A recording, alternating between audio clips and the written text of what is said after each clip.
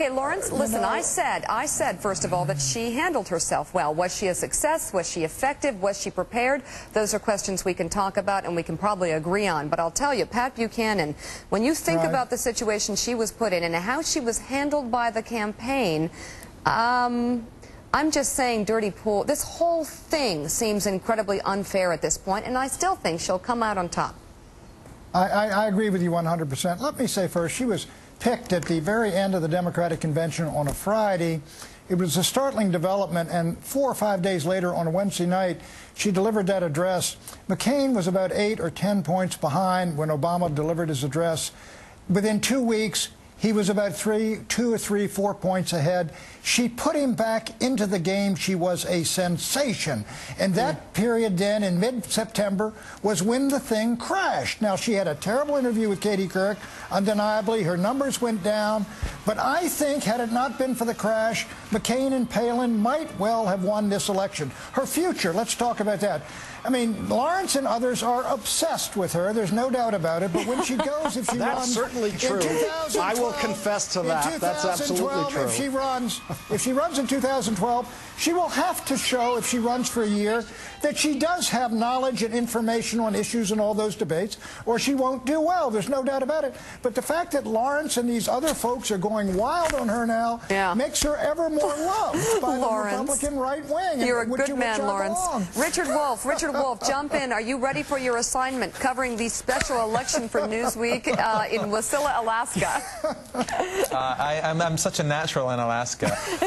Look, you know, the interesting thing, and look, there are a lot of political reporters who are licking their chops at the idea of a Palin campaign.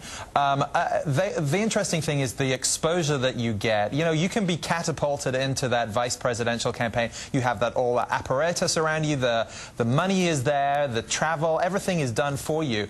And she didn't perform up to standard. I mean, there was no way people thought she was qualified to be a heartbeat away from the presidency. Yeah. When you're exposed on your own and you're running your own machine, then, as Pat suggests, either she is going to prove that she can do it or she cannot. And frankly, if she had run in the Republican primaries this time around, she would never have made it to Iowa. Okay, So, Lawrence? let's see if she can prepare herself. Lawrence, I'm calling you on the carpet.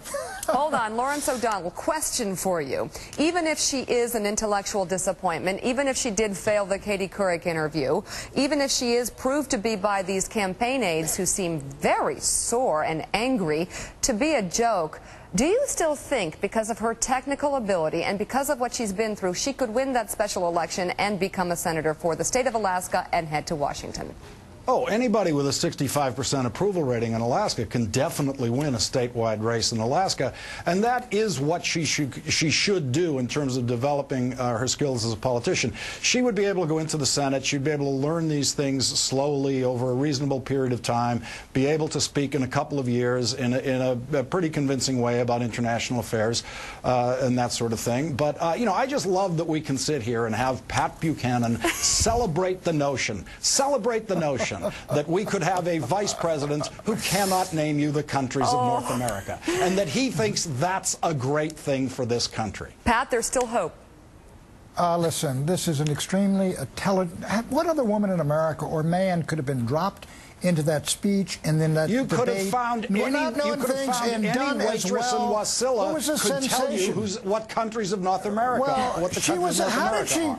How did she handle Joe Biden in the debate then, which 70 million people lost it. Look at the polls, Pat. She got killed in the debate. McCain lost all 3 debates. He lost all 3 debates, and she did fine. That's right.